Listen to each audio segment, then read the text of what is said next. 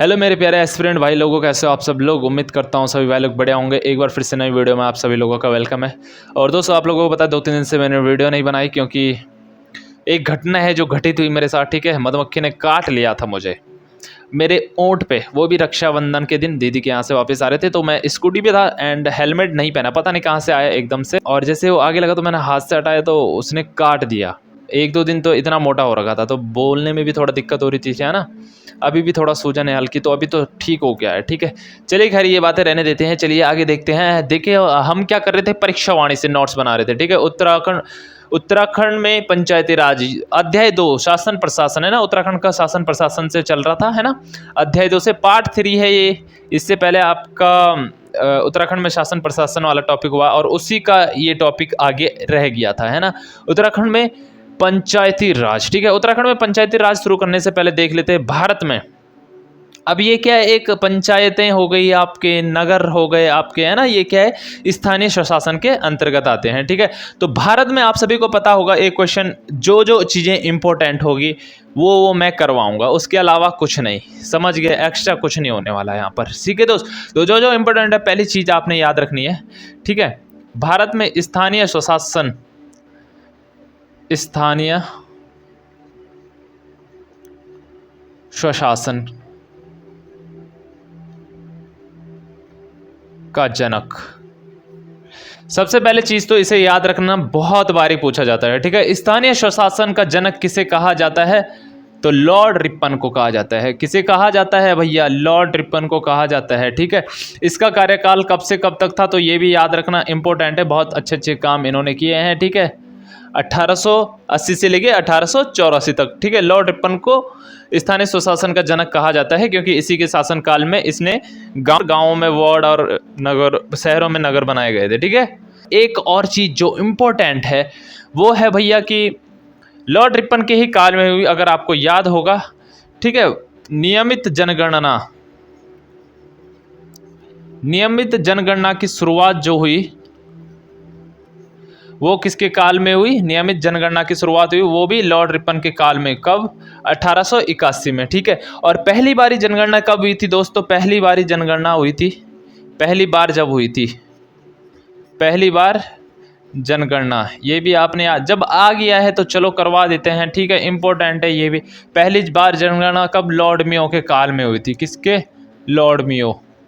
ठीक है, कब हुई थी, लॉर्ड मेयो के काल में हुई थी। और कब हुई थी ये, 1972 में, सॉरी कब हुई थी ये दोस्त, तो ये हुई 1872 में, है ना। 1872 में पहली जनगणना हुई थी आपकी, लेकिन वो सही तरीके से नहीं हो पाई। ठीक है, तो जो नियमित रूप से जनगणना की शुरुआत हुई 1881 से हुई, जिससे 10 की जनगणना हम बोलते हैं ना, हर 10 साल में होती रही, तो यहाँ से नियमित रूप से होने लग गई थी। किसके काल में, लॉर्ड रिपन के काल में। नेक्स्ट है, भारत में पंचायती राज का प्रारंभ कहाँ हुआ था, तो कहाँ से हुआ था भैया, राजस्थान के नागौर जिले से। नागौर, राजस्थान के नागौर जिले से हुआ था। और कब, 2 अक्टूबर को, 2 अक्टूबर 1959।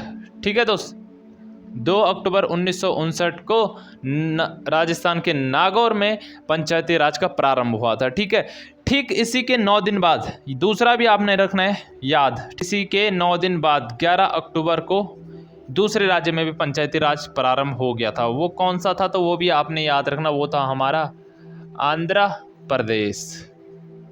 समझ गए, दोनों को याद रखना। ठीक है, पहला हुआ, सब शुरुआत कहाँ से हुई, राजस्थान के नागौर जिले से, दूसरा बना आंध्र प्रदेश। पंचायती राज का प्रारंभ तो आपने देख लिया। ठीक है, अब बात करते हैं संविधान की। ठीक है, संविधान के कौन से भाग में आता है हमारा, ठीक है, तो पंचायती राज जो वो संविधान के भाग 9 में, यानी कि अनुच्छेद की अगर बात करें, भाग 9 है जो अनुच्छेद 243 ए से लेकर 243 ओ तक आपका पंचायती राज है। ठीक है, अब देखो पंचायती राज का तो प्रारंभ हो चुका था, अब बारी थी इसे संवैधानिक रूप से दर्जा देने की। ठीक है, संवैधानिक रूप से दर्जा कब मिला इसे, 1992 में 73वें संविधान संशोधन के तहत 11वीं अनुसूची ऐड कर दी गई। और 11वीं अनुसूची क्या है आपकी, पंचायती राज से संबंधित है। ठीक है, और इसे लागू कब कर दिया गया, या ठीक 1 साल बाद 24 अप्रैल जब संवैधानिक रूप से इसे दर्जा दिया गया तो ठीक 1 साल बाद इसे लागू कर दिया गया। ठीक है, 24 अप्रैल 1993 को इसे लागू कर दिया गया और 24 अप्रैल को आपका पंचायती राज दिवस मनाया जाता है। ये भी आपने याद रखना है, इम्पोर्टेंट डेट्स हैं तो याद रखनी है ये। पंचायत का अगर आप चुनाव लड़ना चाहते हैं तो न्यूनतम उम्र आपकी क्या होनी चाहिए? ठीक है, आयु सीमा की अगर बात करें तो 21 वर्ष आपकी आयु सीमा होनी चाहिए। ठीक है, 21 वर्ष आपकी आयु सीमा होनी चाहिए। पंचायत में आरक्षण के लिए कौन सा अनुच्छेद है? पंचायत में आरक्षण के लिए कौन सा अनुच्छेद है? तो 243 घ है जो आपका ये आरक्षण से संबंधित है। महिलाओं को कितना आरक्षण दिया जाता है? तो जो इम्पोर्टेंट है वो पूछा जाता है आपको। ठीक है, महिलाओं को आरक्षण दिया जाता था पहले 30%। ठीक है दोस्त, 2008 से इसे कर दिया गया कितना? 50%। तो याद रखना महिलाओं को 50% आरक्षण कब से दिया जाने लगा? 2008 से। ठीक है, तो ये तो बात हो गई हमारे भारत से। अब बात करते हैं उत्तराखंड में पंचायती राज अधिनियम कब लागू किया गया? कब कर दिया गया भैया? 4 अप्रैल 2016 को।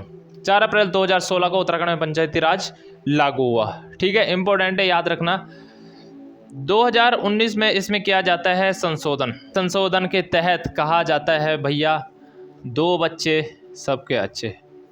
ठीक है, 2 बच्चे वाला ही चुनाव लड़ सकता है और इसमें जो शैक्षणिक योग्यता है जनरल के लिए 10th पास है ना, और SC ST के लिए क्या कर दिया गया? 8th पास।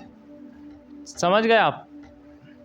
तो ये कौन से 2019 में जब इसमें संशोधन किया तब की बात है ये। ठीक है, तो पूछा जा सकता है, इंपॉर्टेंट है, याद रखना है आपने। इसके अलावा इसमें इंपॉर्टेंट कुछ नहीं है। अब पंचायत की बात करते थे, 3 निकाय इसके होते हैं। ठीक है, ग्राम पंचायत, दूसरा होता है पहला होता है आपका ग्राम पंचायत, दूसरा होता है आपका क्षेत्र पंचायत और तीसरा होता है आपका कौन? जिला पंचायत।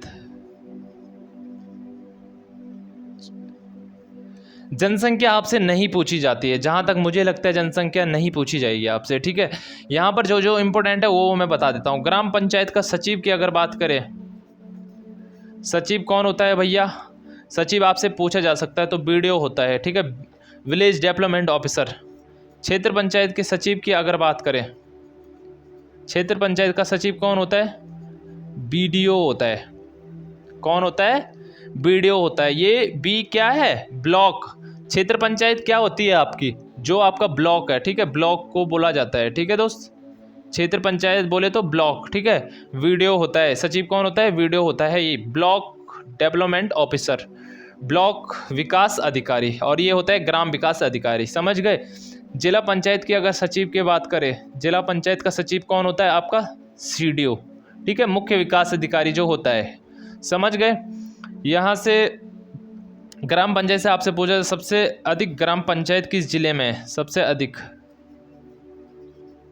अधिक ग्राम पंचायत की अगर बात करें तो पौड़ी गढ़वाल में है। ठीक है, सबसे कम की अगर बात करें, सबसे कम कहाँ है?